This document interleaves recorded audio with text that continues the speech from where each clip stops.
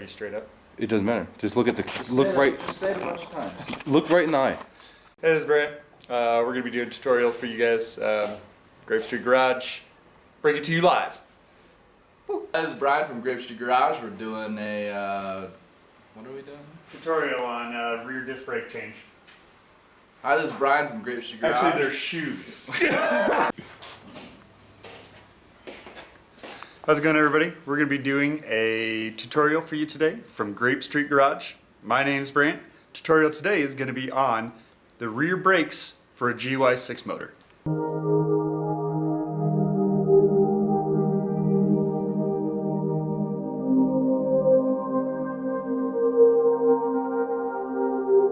Alright, so first thing we got to do is we need to take off the exhaust so that we can get to the rear rim. So first thing is we need a 10 millimeter so that we can take off these two studs that hold the exhaust to the engine. Then we're going to need a 12 millimeter to take off the mounting bolts.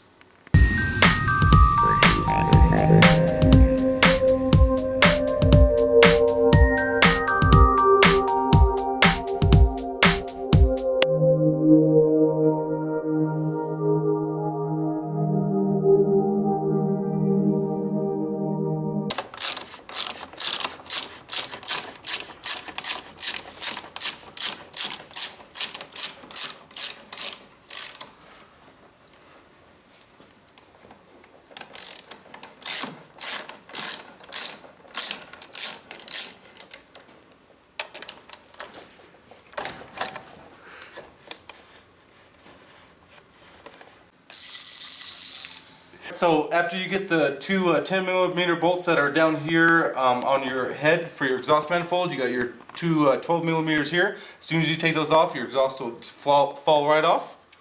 Make sure you stay a hold on it. Alright, so with your exhaust off now, it exposes your swing arm. Now a lot of you guys might not have a swing arm like this, so the only thing you really have to do after this point is take off your wheel nut. But with this bike, it's got a side swing arm, so you're going to have two 12 millimeter bolts right here on the side. And you're going to go ahead and take those off.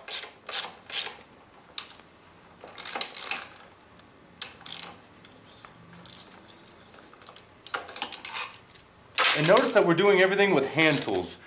I'm going to try to do all these tutorial videos and do them all with hand tools because we're trying to get everybody that can do these in their garage. So you got your two 12 millimeter bolts that are holding on your swing arm to your actual engine. The only thing now is that you got a 22 millimeter bolt. It's your axle nut. So you're going to want to take that off.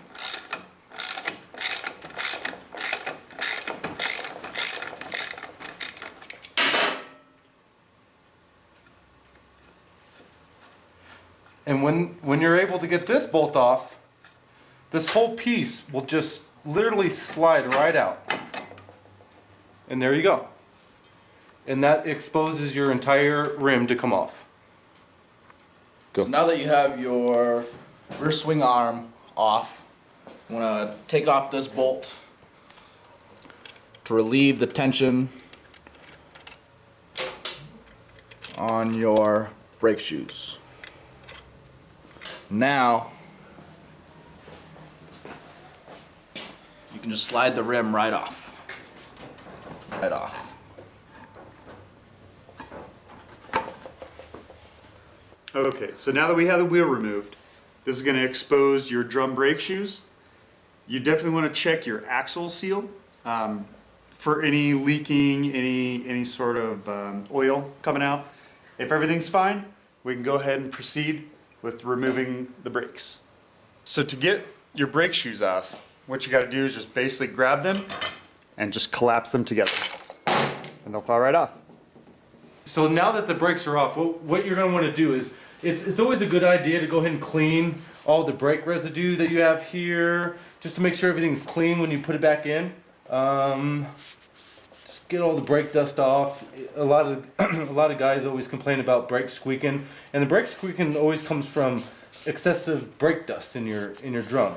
So what you're going to do is you're going to make sure everything's clean here, and then also check your drum on your rim. You're going to want to clean this out. You can use some brake cleaner, a rag if it's not too bad, and just make sure everything's clean on it. because you're going to be replacing it with some good brakes, and you don't want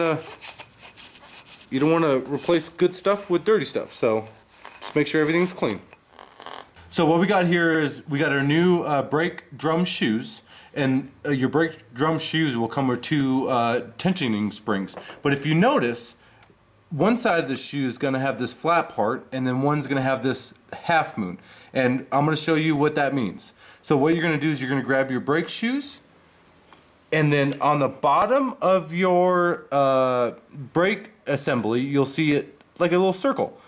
Obviously, your half shoes are going to go there, your half moons, and your top brake shoes are going to fit in there perfectly. Now, next I'm going to show you how to get the springs on effectively. So now, here's your brake shoes again. What you're going to do is you're going to take your springs. You're going to put one spring in this side, one spring in this side. This might be a little tricky for some people, but also take this spring, put it in this side and this side. Now the best way that I've learned how to do it is what you're going to do is you're going to collapse them in and you're going to put them on this way. Now it's going to be very tough because we're dealing with two heavy duty springs here, but you're going to get them over each hump, and what you do is collapse them on. So now your brakes are installed. What you're going to want to make sure is that your two shoes are flush on the top part right here, and then also that they're flush down here. And you can always check that by just moving your brake lever just to make sure that they're operating correctly. Alright, so now that we got the brakes installed, the rear rim installed, and we also got a brake cable installed, one thing, for the people that do not have a swing arm, pretty much all you're going to do is put your wheel nut back on and tighten it down with Loctite. But on this bike we have a rear swing arm. So what we're going to do is you need to make sure that you put your spacer in. Your spacer is going to allow the wheel to be securely tightened against your swing arm. So you're going to slide that over and you're going to grab your swing arm. And your swing arm is going to slide right over your axle. Just like so. These are 12 millimeter bolts. You just want to go ahead and hand tighten as far as you can. Replace the bottom one with the long one.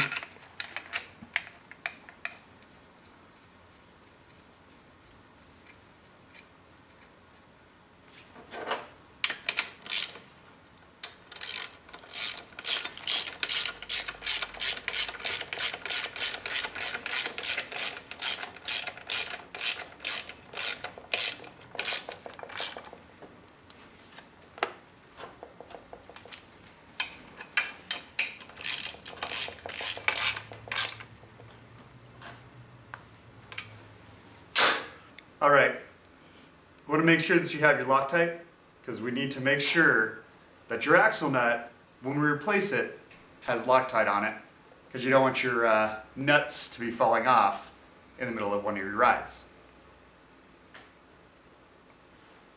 So we're going to go ahead and place this on the threads, just on one side, no need to go all the way around it. That's good enough. Now go ahead and replace your bolt. Hand tighten. If you got a torque wrench, you're going to make sure you torque it to the proper specs. Click. I got my torque, so I'm just going to go ahead and tighten this guy up. When you start moving it, the wheel's going to start moving, so you want to hold the wheel down.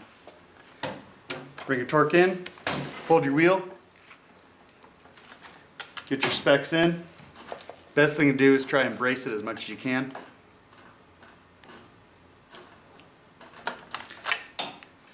And that guy's ready to go. If you don't have a torque wrench, just go ahead and tighten it as best you can.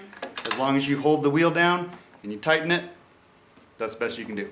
Alright, so now that the rim's back installed, we got the swing arm back installed, we got 2 bolts, Loctited the axle bolt, you got your brake line that's all secured and the springs in. Wait, the only step now is to put your exhaust back on. So you got your exhaust, and remember from the start of the video, you got your two 10mm bolts here that bolt onto your head for the exhaust manifold, and then you got your two mounting brackets that take a 12mm. So what you're going to do is you're going to want to slide this up here, right up in there, and everything bolts right up. Now that you have everything fully reinstalled, you're all ready to go. You're ready to go take your bike out and ride. Make sure you check your brakes first. Check the resistance. Make sure that your cable tension is correct on the back here. Make sure everything feels good. You don't want it too tight. If it's too tight, it's not going to move. If it's too loose, you're going to be able to pull this thing down and it's going to come all the way down. You're not going to be even using your brakes. So once you have everything good, go out and ride and enjoy yourself. Thanks for tuning in to GSG's tutorial on changing your rear brakes for a GY6 motor. Thanks again for joining us today. Make sure you subscribe here and like us down here. If you could help us out, we would love to find out new tutorials that you guys would suggest.